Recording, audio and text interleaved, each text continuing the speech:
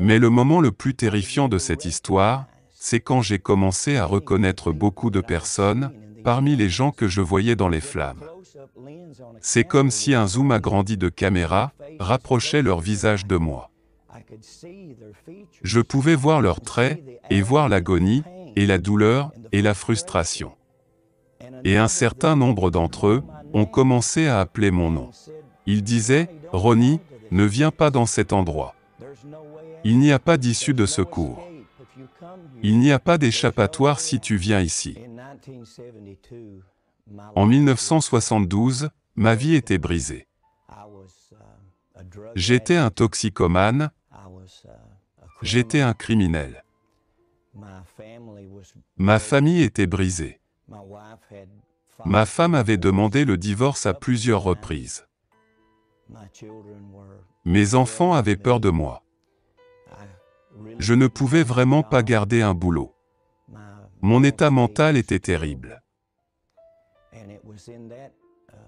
Et c'est dans ce cadre de vie qu'une nuit, j'ai emmené mon fils de 6 ans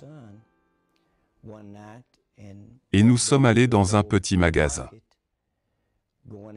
Nous sommes allés acheter des choses et alors que nous rentrions dans ce petit magasin, j'ai rencontré un homme à la porte. Et un argument a éclaté. Et avant que je ne le sache, je l'ai frappé, je l'ai mis KO à terre. Et il est tombé dans une pile de bouteilles. Les bouteilles ont éclaté, et immédiatement il s'est relevé avec une bouteille cassée, et a commencé à me poignarder. J'ai soulevé mon bras gauche pour essayer de contrecarrer le coup, et la bouteille a en fait sectionné les muscles du biceps, les principales artères de mon bras. Et je saignais à mort juste en quelques secondes. Mais plein de colère, de haine et de rage, je continuais à me battre, et je continuais à saigner. Mon petit garçon criait, il était hystérique. Le gérant du magasin est venu et a dit, « Si vous n'allez pas à l'hôpital, vous allez perdre du sang et mourir, juste en quelques minutes. » Alors il m'a mis dans ma propre voiture pour aller à l'hôpital. Et quand nous sommes entrés dans la salle d'urgence, j'étais à peine conscient. Le personnel médical a commencé à m'examiner, je pouvais entendre leur voix. Je pouvais les entendre dire, « Nous ne pouvons pas l'aider. Il devra être transporté dans un autre hôpital, probablement qu'il perdra l'usage du bras. » Et comme ils me mettaient dans une ambulance, ma femme est arrivée, et est venue dans l'ambulance avec moi.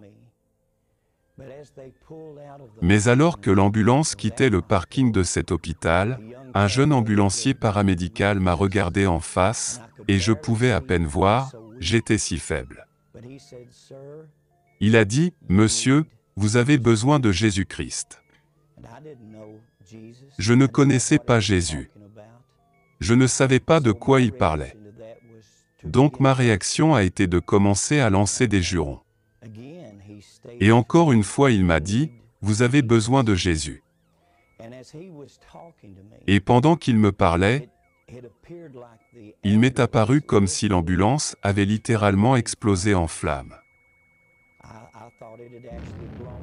Que l'ambulance était remplie de fumée. Et immédiatement j'ai commencé à me déplacer à travers cette fumée, comme à travers un tunnel. Et après une période de temps, des voix venaient de cette fumée et de cette obscurité.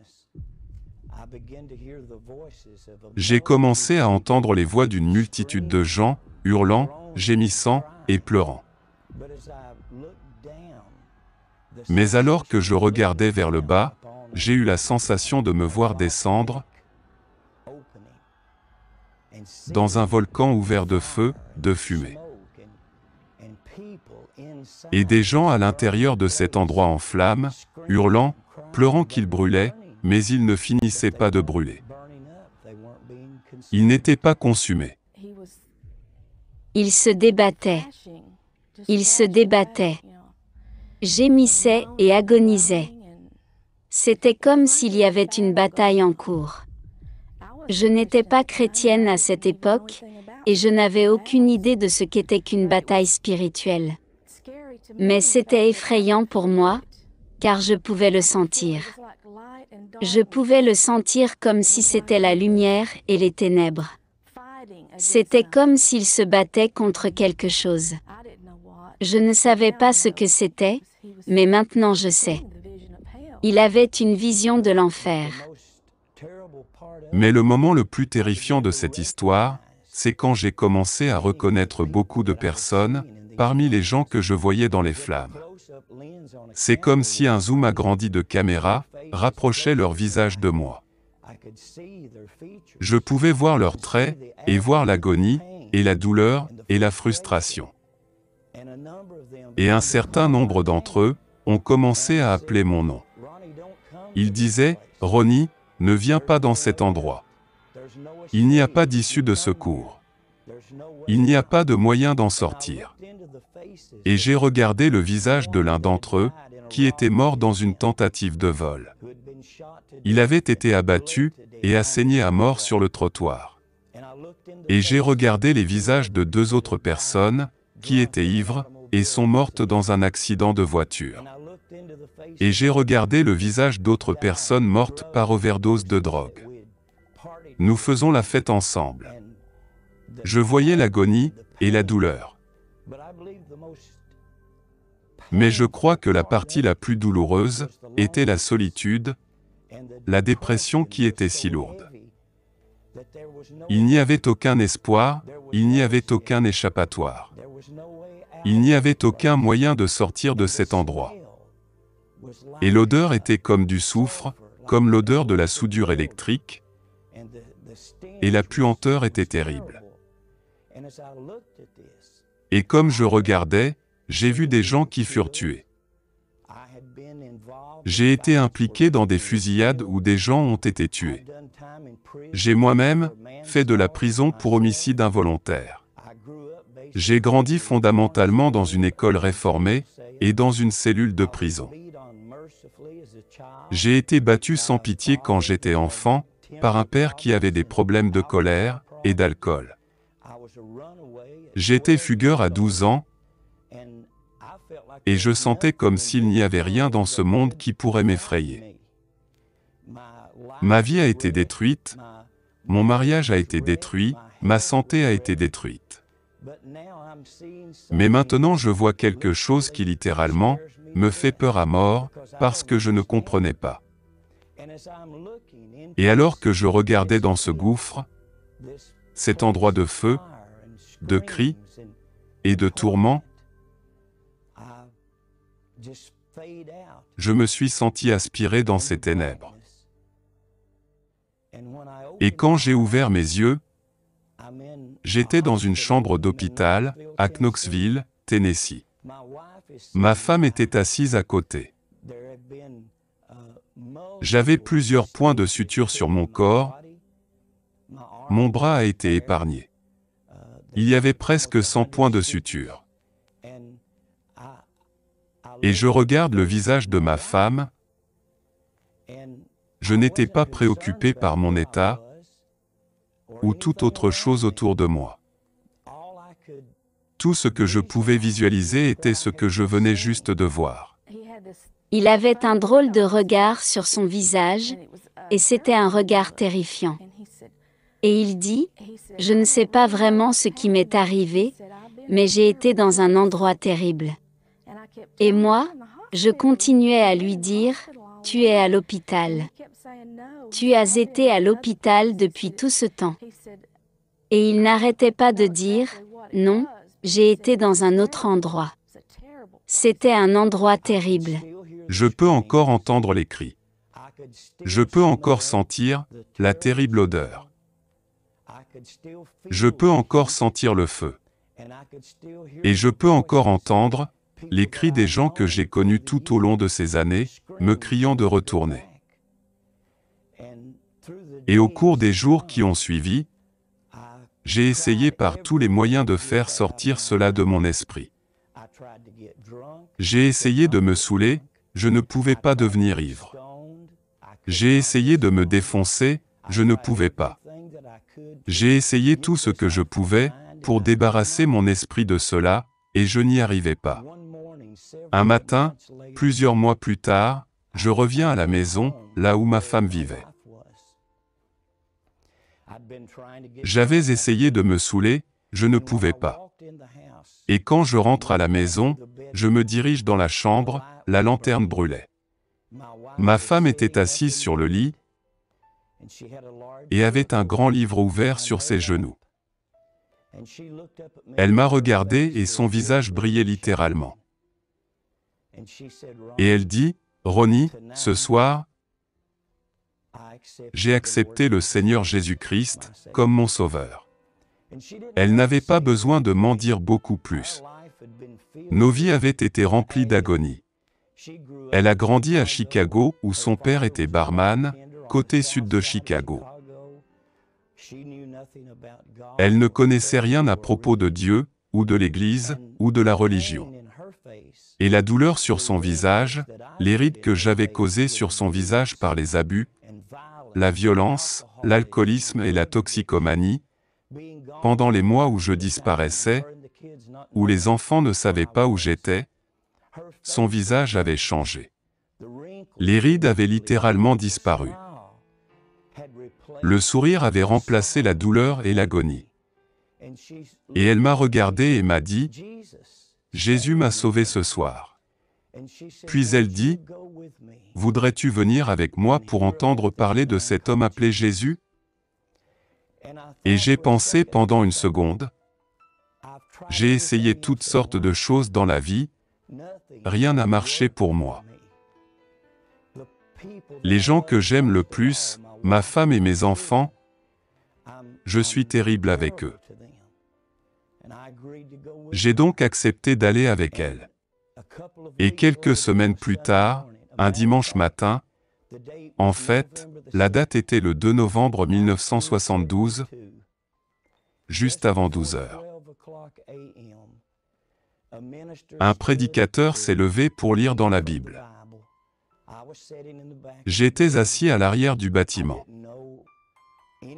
Je ne connaissais rien de la Bible. Je ne savais pas comment se comporter à l'église. Et le prédicateur s'est levé pour lire dans la Bible. Et il a lu dans l'évangile de Jean. Et il a commencé à lire ces mots qui disaient, « Voici l'agneau de Dieu qui ôte le péché du monde. » Quand il a dit l'agneau, cela a attiré mon attention. Aucun autre passage n'aurait eu de signification pour moi. Quand il a mentionné l'agneau, il a eu mon attention du pécheur au cœur dur, parce que quand j'avais 9 ans, j'étais un enfant très pauvre, dans les montagnes de l'Est du Tennessee. Avec un père qui ne connaissait que la colère, les abus et l'alcool. Un voisin m'avait donné un bébé agneau, et j'ai dû marcher plus de 2 kilomètres pour prendre le bus scolaire et venir dans sa ferme. Elle m'avait arrêté un jour et a dit « Mon petit, j'ai un cadeau pour toi », et elle m'a montré ce bébé agneau. Et j'ai amené cet agneau à la maison avec moi. C'était mon ami, le seul ami que je sentais que j'avais, et il était un tel ami pendant des jours et des semaines suivants. Il me suivait et venait à ma rencontre quand je sortais du bus scolaire, venait en marchant à travers les bois et les champs. Un soir alors que je suis venu, l'agneau était absent. Et j'ai entendu mon père lancer des jurons et crier. Et j'ai levé les yeux vers le côté de la maison. Gary travaillait sur un vieux modèle de voiture, changeant un pneu crevé par l'ancienne méthode. Et j'essayais de m'éloigner, parce que je ne voulais pas recevoir les jurons. Et j'ai essayé de le contourner, et quand je suis arrivé de l'autre côté de la voiture, j'ai regardé vers le bas et là, il y avait mon agneau, avec du sang partout sur son pelage blanc et à côté, un outil qui a servi à détruire son corps. L'agneau était venu autour de lui, voulait juste être curieux. Mais ivre, et dans un accès de colère, mon père l'avait frappé avec le bras du démonte-pneu. Et quand j'ai vu mon agneau, mon ami, mort, j'ai commencé à crier comme tout enfant de 9 ans. J'ai couru dans les bois en criant, « Il a tué mon agneau, il a tué l'agneau. » Et à 9 ans, la haine et la violence ont pris ma vie, ont possédé ma vie. Et à partir de là, je n'ai plus jamais été le même. À 12 ans, j'ai fugué. J'étais dans le système de foyer pour jeunes, je fus arrêté à maintes et maintes reprises. Je n'avais aucun respect pour l'autorité. Je détestais quiconque représentait une autorité sur moi, et quand j'avais 15 ans, j'avais déjà été en prison pour vol de voiture, pour vol en réunion. Et à 15 ans, j'ai été jugé coupable pour homicide involontaire. Je fus impliqué dans un accident de voiture qui avait coûté la vie à certains et handicapé d'autres pour la vie. Je me demandais à cette époque si la vie aurait jamais quelque chose de bon pour moi. Donc quand ce prédicateur a mentionné l'agneau, cela a retenu mon attention. Et il dit, Jésus-Christ est l'agneau de Dieu, et il est mort, et il a versé son sang pour que quiconque le désire puisse avoir un nouveau départ, puisse être pardonné, pourrait recommencer à zéro. Ce matin-là, alors que j'essayais de quitter le bâtiment, je me disais que je ne voulais qu'aucune personne me voie en train de pleurer. Je n'avais pas pleuré depuis l'âge de 9 ans. Je n'avais peur d'aucun être vivant sur cette terre, et personne ne va me voir pleurer. Mais alors que je m'étais levé pour partir, j'ai commencé à descendre l'allée pour aller vers l'avant du bâtiment. Et ma prière était ceci. Je ne connaissais pas la prière du pécheur, je ne connaissais pas la route du salut, mais ma prière était celle-ci. Dieu, si tu existes, et Jésus, si tu es l'agneau de Dieu, s'il te plaît, tue-moi ou guéris-moi. Je ne veux plus vivre. Je ne suis pas un bon mari, je ne suis pas un bon père, je ne suis pas bon. Et à cet instant, c'était comme si les ténèbres et la noirceur quittaient ma vie. Et les larmes ont commencé à couler, et pour la première fois depuis mes 9 ans, les larmes ont coulé, et la culpabilité a quitté ma vie. La violence, la colère et la haine ont quitté ma vie. Et Jésus-Christ est devenu le Seigneur et Sauveur de ma vie ce matin-là. Et depuis ce temps, je ne savais pas ce qui allait se passer, mais Dieu a guéri mon esprit, ma mémoire. La toxicomanie, l'alcoolisme ont disparu instantanément. Je fus délivré. Et à partir de ce moment, j'ai su que je devais raconter l'histoire de ce qui m'était arrivé. Ma vie a été uniquement épargnée pour que je puisse parler aux autres de l'endroit que j'avais vu et de l'espoir en Jésus-Christ pour sauver l'humanité de ce terrible destin.